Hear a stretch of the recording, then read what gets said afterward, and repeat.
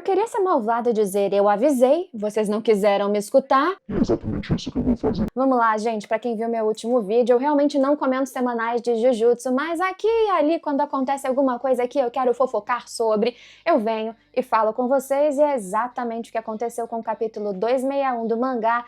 Aqui teremos spoilers, mas não é aquele vídeo pra você ter explicações e tal, porque explicações em Jujutsu é dedo e gritaria. A gente vai só comentar realmente sobre o maior acontecimento, sobre frustrações de fãs ou não e o que eu estou achando dessa grande reviravolta e do que vem por aí. Se no próximo capítulo ou nos próximos acontecer alguma coisa bombástica de novo, a gente pensa em um formato diferentão para comentar. Lembrando, se quiser entender como este canal vai continuar daqui para frente, não mudando muito, mas trazendo um pouquinho mais de essência diferente, é só assistir o último vídeo com a capa preta, que parece que eu vou desistir, mas eu não desisti. Oi, eu sou a Gabi Xavier e vamos comentar então o novo capítulo que saiu de Jujutsu Kaisen, que traz de volta o Gojo, mas não traz de volta. Desde que aconteceu no último capítulo, aquele flash que aparecia ele, o olho brilhando, todo mundo falou, ele voltou, comemoraram, soltaram fogos, abriram espumante, eu já falei, gente, é óbvio demais, tá na cara demais pra coisa ser tão simples assim. Gege Akutami gosta de jogar o doce na sua cara e tirar bem da tua mão. Ele não vai fazer isso, se fizer, eu até fiz uns stories comentando, por favor, que seja um surto, porque te elogiei tanto. E eu não exatamente gostei do que ele fez nesse capítulo, das artimanhas, mas eu também não acho que foi tirado ali do buraco de última hora. Ainda acredito que ele tinha planejado isso desde pelo menos um bom tempo atrás. Não à toa, as coisas estão se intercalando. Kenjaku, Yuta, a morte de Gojo e tudo que está acontecendo ali na luta com Sukuna. Em resumo de tudo, a gente viu um flashback mostrando que existia um plano desde o princípio, desde a luta, antes da luta do Gojo com o Sukuna começar, de que se ele fatalmente morresse, eles poderiam utilizar o corpo do Gojo, desde que também Yuta conseguisse derrotar Kenjaku e Arika assimilar o Kenjaku durante 5 minutos, que se não me engano é o que ela tem de tempo, para que Yuta pudesse usar a capacidade de fazer a transferência de corpos e assim usar o corpo inanimado, morto do Gojo, para assim lutar contra Sukuna. Era um plano mega complexo que tinham mesmo, a Mei trouxe algumas hipóteses em que a maioria delas terminava com, de alguma forma ou de outra, o Yuta depois disso vai morrer. O plano simplesmente poderia não funcionar. Fato é que funcionou até o instante que a gente tá lendo do mangá. Quem chega ali não é Satoru Gojo, é só o seu corpo, com o cérebrozinho costurado, mas também não é Kenjaku que voltou. Na verdade, é o próprio Okotsu Yuta. E aqui eu fico na dúvida, gente, Kenjaku que planejou tudo? Será que até ali ele pensou? Será que do nada vai vir um num flashback em que ele pensou nisso e terá um plot twist? Disso eu não duvido. Mas até onde a gente foi, é uma forma de ter uma segunda chance do melhor feiticeiro da modernidade lutar indiretamente com o Sukuna, que já não tá em full power, que já tá encurralado pelos best friends, né? O Todo com o seu Boogie-Woogie mais aprimorado e o próprio Yuji, que tá melhorando cada vez mais, juntos os três numa luta que, detalhe mais importante, agora eles já conseguiram ver alguns pontos fracos, inclusive do Santuário Malevolente, da expansão de domínio que não parece ter limitação do Sukuna. Então a própria morte do Satoru trouxe uma visão de como talvez conseguir derrotá-lo se existisse uma segunda chance do Satoru tentar. Por que que eu não acho legal ele voltar? De novo, porque teve um momento de despedida, teve um momento em que ele encontrou os seus amigos, por mais que naquela hora do aeroporto eu fiquei meio em dúvida de que um seguiu para trás e que o outro seguiu para frente, então talvez o Gojo ia querer voltar. A gente viu no flashback nitidamente que o corpo dele foi suturado e o Yui pegou o corpo dele rapidão, não para salvá-lo, mas porque já tinha esse plano de usar este corpo para o Yuta fazer todo o processo que no final das contas ele fez. Então, gente, desculpa, no mínimo há vários capítulos e várias semanas, considerando os intervalos que existem às vezes, né, hiatos entre lançamentos, já tinha tudo isso planejado. O Yui pegou o corpo do Gojo e teletransportou porque eles precisavam suturar rapidinho. Fizeram todo um corpo médico possível, utilizando energia amaldiçoada de um para aumentar, controlar a glicose, da outra para controlar a energia reversa para a cura, e tudo muito bem articulado para que funcionasse, porque mesmo a transferência de corpo seria algo muito, muito, muito delicado. Ainda acho que essa batalha final é o destino, é o final, é o ápice? Não, porque a assimilação do Tengen ainda está vinculada ao próprio Megumi, que ainda está vinculado ao Sukuna, então alguma coisa disso ainda vai acontecer. Mas é um instante, que na minha opinião é um grande fanservice, de vermos de alguma forma o próprio, entre aspas, Satoru Gojo lutando através do Yuta e ter uma chance, talvez, do Sukuna apanhar muito mais, já que ele vem aniquilando um após o outro, luta após luta. Eu já estava me acostumando com a ideia de Devilman de novo, porque eu sou aquela pessoa que fica obsessivamente esperando uma história moderna reconstruir o final de Devilman depressivo, que o cara mata geral e de repente ele se sente sozinho e bate o vazio existencial. Mas mesmo que ele perca, eu ainda acho que há reviravoltas. E ai, pra que usaram Yuta pra isso? Porque esse menino, ele é promissor.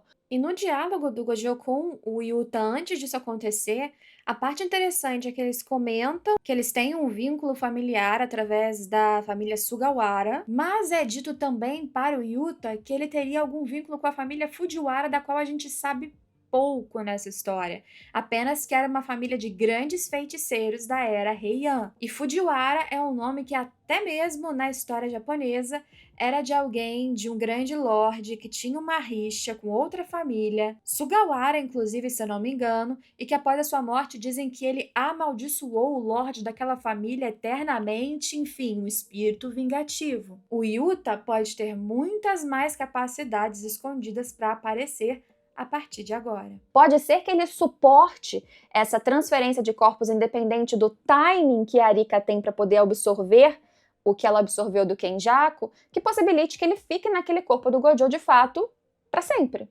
ou até quando ele sobreviver.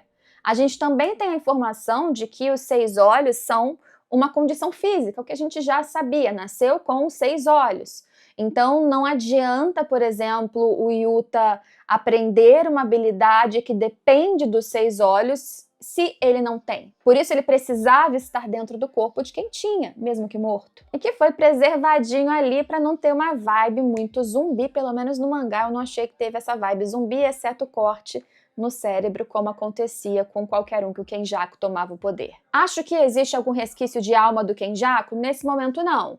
De novo, tenho desconfiança de que Kenjaku era o maior manipulador de todos os séculos e eras, e talvez até nisso ele tenha pensado. Talvez. Mas porque largar teorias da conspiração é uma coisa que eu não consigo fazer quando eu tô lendo assim de modo freestyle, e é o que eu faço com Jujutsu, porque cada episódio, ou melhor, cada capítulo vem com tanta informação, tanta coisa que a gente tem que dar uma pirada junto pra tentar entender e viajar junto com a história. Mesmo que a gente veja o Gojo tratando do seu provável, talvez, pós-morte de forma tranquila, primeiro que ele não pretende perder, e a partir do momento que ele perdesse numa hipótese, tanto faz o que faria com seu cadáver, mas a Ieiri não se importar em fazer todo esse processo, isso mexeu com ele. O que mostra que o Gojo, que tanto parece seguir em frente, como o Yuta falou, se transformar num monstro em prol de tudo e de todos, ele também teve suas amizades, ele também teve seus sentimentos e infelizmente foi deixando para trás conforme ele foi sendo colocado nesse patamar de a única solução, a única salvação.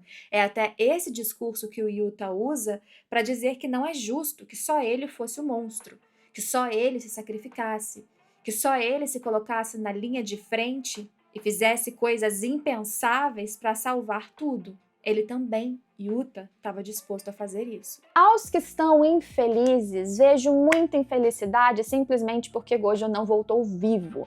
Pensem comigo, por favor. Qual seria a justificativa plausível para ele ter voltado? Porque o próprio Yuta, a partir do momento que ele trocou de corpo, pro corpo do Satoru que estava suturado, ou seja, costurado, já que foi partido ao meio, ele teve que utilizar a energia amaldiçoada reversa super rápido, em máxima potência, para ele conseguir costurar aquilo ali, terminar essa obra, terminar essa cirurgia, para que ele não morresse, né? Porque era um corpo que estava falido, era um corpo que tinha morrido com um golpe fatal. Como que este homem ia ressuscitar ele mesmo? Qual a forma, até esse momento, para fazer ele voltar de repente para a luta?